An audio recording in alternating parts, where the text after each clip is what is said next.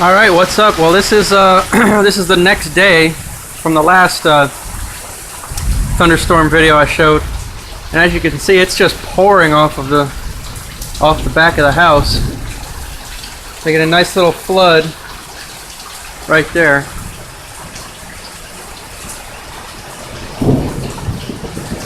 Of course, we got the thunder still going on.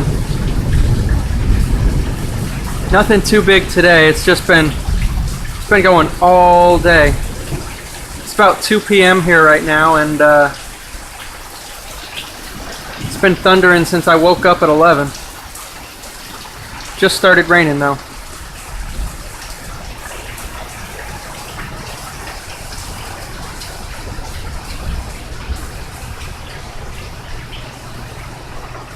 See, it's not too eventful on this side of the house.